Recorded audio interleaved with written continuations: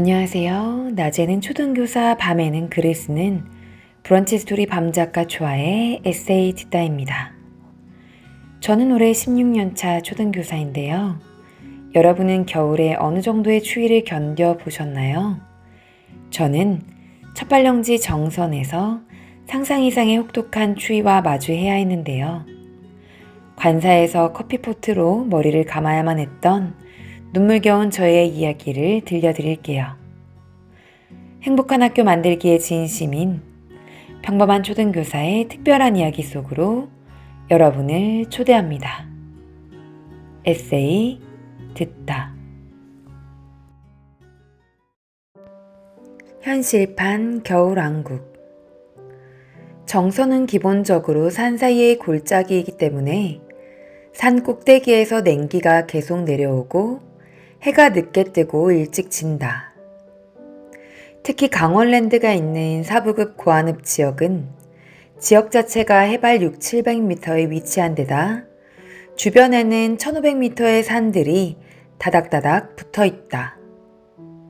10월 말에 얼음이 얼고 4월 초까지도 눈이 내리며 운이 좋으면 5월 초에도 눈이 오는 현실판 겨울왕국이다.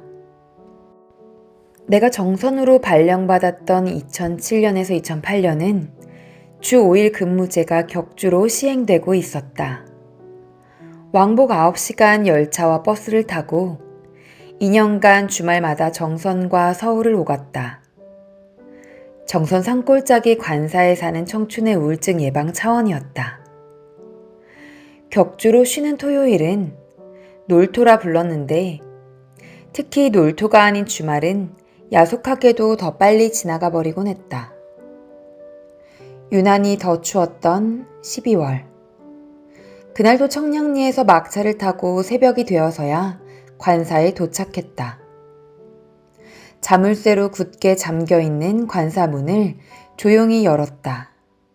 그런데 온몸으로 느껴지는 한기가 심상치 않다. 찜질방에 있는 얼음방이 생각났다.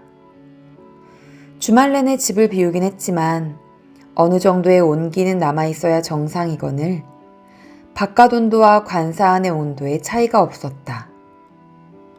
보일러실에 가보았다. 요란한 소리를 내던 보일러가 오늘따라 고요하다. 다들 자고 있을 시간이기에 도움을 청할 곳이 없었다. 일단 여기서 오늘 밤을 무사히 넘겨야 한다. 실내 온도가 영하 10도쯤 되는지 방 안에서도 입김이 났다.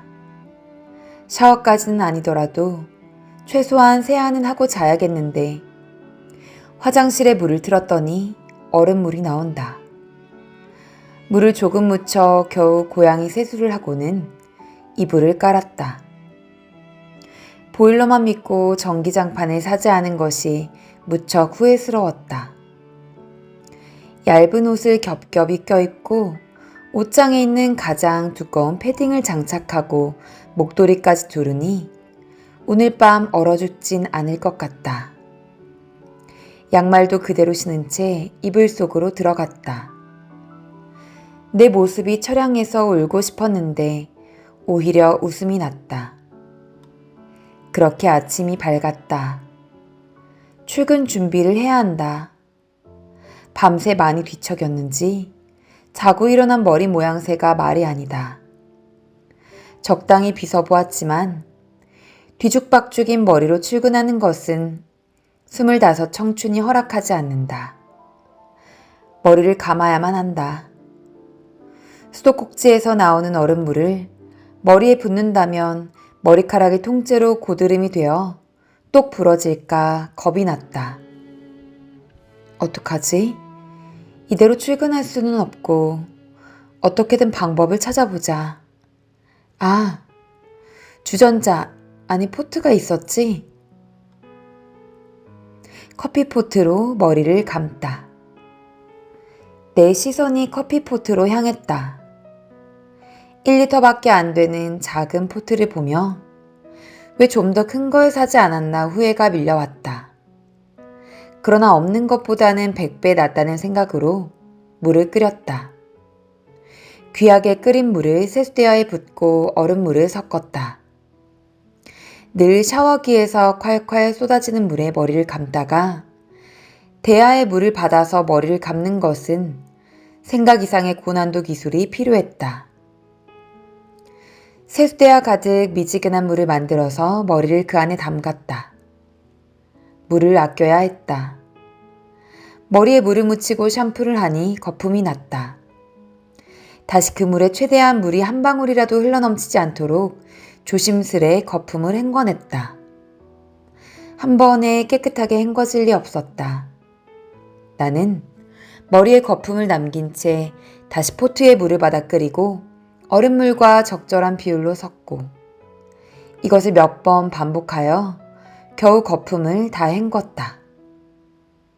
매끄러운 머릿결을 위한 린스는 과감히 포기했다. 뻣뻣한 머리를 말리며 매일 이렇게 물을 받아 머리를 감으면 물을 많이 절약할 수 있겠다는 생각이 떠오른 건 직업병이겠지. 그렇게 머리 감기 미션을 완료한 후 학교에 갔다. 같은 건물 2층에 사는 선생님도 보일러가 한겨울 한파를 이기지 못하고 터져 어젯밤 제일 두꺼운 패딩을 입고 이불 속에 꽁꽁 숨어 혹한기 훈련을 받았다는 이야기를 들었다. 나 혼자만의 지옥 훈련이 아니었다는 사실만으로 위로가 되었다. 험난한 정선에서 살아남기 위해 고군분투하던 동료 선생님들의 존재는 큰 버팀목이 되었다. 고난 총량의 법칙. 총량의 법칙이란 전체적인 수량이나 무게가 같다는 법칙이다. 모든 사물에는 총량이 정해져 있고 그 총량을 벗어나 존재할 수 없다. 고난 총량의 법칙은 일생에 경험하는 고난도 총량이 있다는 것이다. 행복도 불행도 어느 것을 먼저 맞이하느냐의 차이일 뿐이다. 행복 속에 불행이 숨어 있기도 하고 때로는 불행이 행복을 창조하기도 한다. 진주는 아름다운 보석이지만 고통의 산물이다. 모든 진주는 모래 아래 의해 닫힌 굴이 만들어낸 보석이기에 닫히지 않은 굴은 진주를 생산할 수 없다고 한다. 아름다운 보석이 탄생하기까지는 오랜 인고의 세월이 필요하다. 나를 아프게 하는 수많은 모래들이 있기에 그것을 극복하는 과정에서 우리는 비로소 성장하는 것이리라. 혹시 지금 이 시간 도저히 끝이 보이지 않는 캄캄한 터널을 지나고 있는가? 그렇다면 고난 총량의 법칙과 진주의 탄생을 떠올려 보기를 바란다. 나는 믿는다. 이 시간이 지나면 분명 우리는 이전보다 더욱 아름다운 보석이 되어 영롱히 빛날 것이라고. 지금까지 브런치 스토리 밤작가 조아의 에세이 듣다였습니다. 제 글이 좋으셨다면 구독과 좋아요 부탁드려요. 오늘도 행복한 하루 되세요. 감사합니다.